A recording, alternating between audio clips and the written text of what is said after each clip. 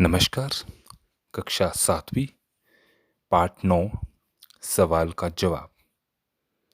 इस पाठ के मुख्य पात्र तन्मय एक छोटी उम्र का बच्चा है, परंतु गरीबों असहायों के प्रति उसकी दृष्टि अतुलनीय है, अकथनीय है।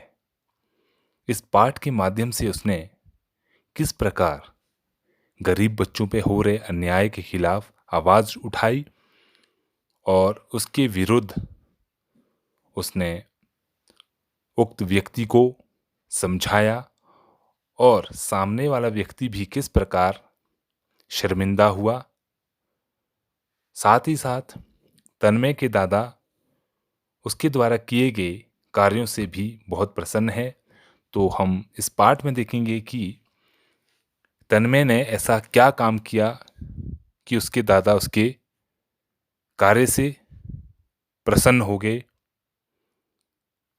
चलिए आरंभ करते हैं। रविवार का दिन था और लेखक जो तन्मय के दादा है वे मार्केट जाना चाहते थे, तो तन्मय भी उनके साथ जाने की जिद करने लगा, परंतु दादाजी ने मना कर दिया। उस पर दादी जी कहती है कि इसे भी अपने साथ ले जाइए, आजकल दिवाली का माहौल है तो बाजार भी खूब सजे हैं और ये भी खुश हो जाएगा। दादाजी कहते हैं कि पहले उसे एक बात कहिए कि ये किसी भी चीज को लेने की जिद नहीं करेगा। तो दादी कहती है कि आप कैसे दादा हो? अरे पोता अपने दादा से जिद नहीं करेगा तो किससे करेगा? इसको ले जाइए, जो इसकी इच्छा होगी वो इसे खरीद कर दीजिए। अब दादाजी की बोलती बंद होगी। अब दादाजी की बोलने की हिम्मत नहीं थी, सो अपने पोते को अपने साथ बाजार ले गए। कुछ रविवार का दिन था और साथ ही साथ दिवाली के कारण बाजार बहुत सजा हुआ था और साथ ही साथ बहुत भीड़ भड़ाका था। तो दादाजी ने कहा कि तन्मय मेरा हाथ मत छोड़ना, और साथ ही साथ उनके पास एक सामान की बड़ी लंबी चौड़ी लिस्ट थी। दुकान पे बहुत भीड़ थी, इसलिए उनको इंतजार भी करना था। लोग उस दुकान के ठीक सामने एक पटाखों की दुकान थी जहां से लोग पटाखे खरीद रहे थे। बच्चे पटाखों की दुकानों को देख रहे थे, उनके हाथ में बहुत ही कम पैसे थे और वो कम पैसों के चलते उन पटाखों का मोल भाव कर रहे थे। यदि कोई पटाखा उनकी कीमत उसके उनके पैसों से जितने उनके पास थे उससे अगर अधिक मूल्य उसका होता तो किसी और पटाखे की पूछताछ करते। तो ऐसा करते हुए दुकानदार भी बहुत परेशान थे। दुकानदार उनको बार बार चिढ़ाते हुए उनको वहां से धकेल देते थे और जानबूझकर पटाखों की अधिक कीमत बताते थे। उसी भीड़ में बच्चों के साथ कुछ गरीब बच्चे भी थे जिनके कपड़े फटे हुए थे, मैले थे और उनके हाथ में 1 रुपया भी नहीं था। तो वे बच्चे दुकानों पे आ आकर उन पटाखों को देखकर विंडो शॉपिंग कर रहे थे, ताकि वे अपने मित्रों के साथ बैठकर पटाखों के बारे में चर्चा करें कि इस बार दिवाली में किस प्रकार के पटाखे आए हैं। तो तन्मय से भी रहा नहीं गया, वो भी सामने वाली दुकान पे चला जाता है। परंतु दादाजी जब देखते हैं कि तन्मय कहाँ चला गया तो एकदम से वे हड़बड़ा जाते हैं। तभी उन्होंने सामने की दुकान में देखा कि तन्मय वहां पे खड़ा है, तो उन्हें तसल्ली हुई। थोड़ी देर बाद अचानक तन्मय चिल्लाया। उन्होंने अपने दादाजी से कहा, दादाजी। तो दादाजी ने मुड़कर देखा तो वो हैरान रह गए।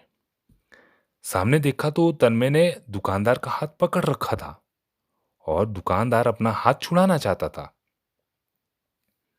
दादाजी तुरंत वहां पहुंचे। तन्मय गुस्से से चिल्लाया, यह दुकानदार झूठा है। यह गरीब बच्चों को चोर कहकर थप्पड़ मार रहा है, इनको मार रहा है। गरीब बच्चों पे हाथ उठाने का इसका क्या हक है? मैं इसे थाने ले जाऊंगा और इसके खिलाफ रिपोर्ट लिखवाऊंगा।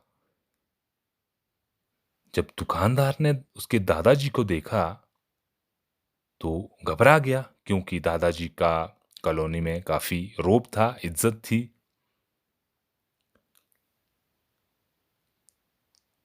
तन्मय से दादाजी पूछते हैं कि इसने बच्चों को क्यों मारा?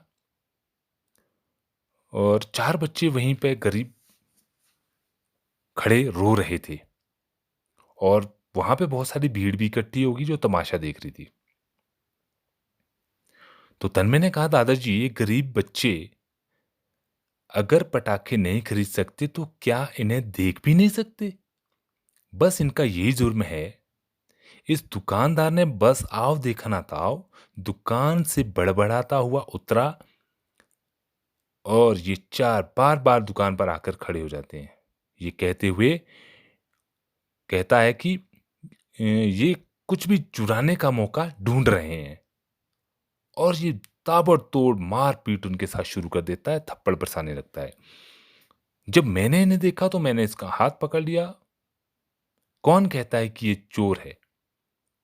कहाँ हैं इनके चुराए हुए पटाखे? खबरदार! अगर अब इन्हें एक भी थप्पड़ मारा। तन्मय कहता है, बताइए दादाजी, क्या पटाखे की दुकान पर खड़े होकर उन्हें देखना जुर्म है? और अगर ऐसा है तो मैं भी तो पटाखे देख रहा हूं। लो मुझे भी मारो, मुझे भी चोर कहो। तन्मय था, वो साहस और सच्चाई के साथ अपनी बात कह रहा था और वहां पे खड़ी तमाम भीड़ उसको सुन रही थी। वो सारे शांत थे और उन्हें लग रहा था कि ये बच्चा बिल्कुल सही कह रहा है। तन्मय के तर्क के सामने दुकानदार शर्मिंदा हो गया। उसे लगा कि अब मेरी चलने वाली नहीं है, स्थिति बिगड़ने वाली है। तो उसने स्थिति को संभालते हुए तुरंत कहा कि भाई मुझे माफ कर दो, मुझसे बहुत बड़ी भूल हो गई। वो हाथ जोड़कर माफी मांगने लगा और कहता है कि बच्चों आओ, उन गरीब बच्चों से कहता है तुम आओ, तुम लोगों को मैं कुछ पटाखे फुलझड़ियां मुफ्त देता हूं। और उसने बच्चों को एक एक पैकेट फुलझड़ी और कुछ पटाखे दे दिए। ये सारी घटना इस प्रकार समाप्त हो गई। तभी भीड़ में से किसी ने कहा, आपस में बात कर रहे थे, देखो राजू, उस लड़के ने किस सच्चाई और साहस से दुकानदार को सबक सिखा दिया। और वहां पे कोई लोग थे जो कह रहे थे कि बनिया जो ये दुकानदार है ना बहुत चालाक है।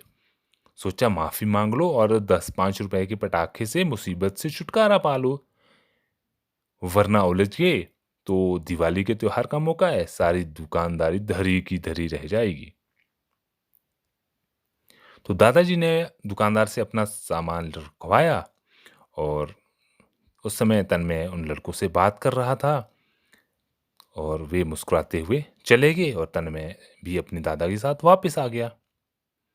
शाम के समय 4 बजे जब दादाजी चाय पी रहे थे, तन्मय उनके पास गया और कहने लगा, दादाजी 100 रुपए में कितने रुपए मिलाने से वे 200 रुपए हो जाएंगे? तो दादाजी बनावटी गुस्से से कहते हैं, तन्मय तुम यह सवाल मुझसे पूछ रहे हो? तन्मय ने कहा, हाँ, क्योंकि इसका सही उत्तर आपको मालूम है, मुझे नहीं। तो दादाजी कहते हैं, क्या मतलब? आश्चर्य से पूछते हैं। तन्मय कहता है, वही जो मैंने कहा, बताइए बताइए, मेरे सवाल का जवाब दीजिए। तन्मय दादाजी की परीक्षा ले रहा था। तो दादा ने कहा, इसमें 50 रुपए मिलाने होंगे। तन्मय ने दादाजी को 150 रुपए दिए और कहा कि इसमें 50 रुपए मिला दीजिए और इसको 200 रुपए बना दीजिए। दादा ने कहा, लेकिन क्यों? तन्मय कहता है, दादाजी इस समय कोई सवाल नहीं, केवल उत्तर दीजिए। तो दादाजी ने भी तन्मय को 50 रुपए दिए। तन्मय रुपए लेकर चला गया। अब दादाजी सोच में पड़ गए कि तन्मय कहाँ जा रहा है पैसे लेकर। तो वे भी चुपके चुपके उसके पीछे चले गए। तो दरवाजे के पास वे रुककर देखने लगे।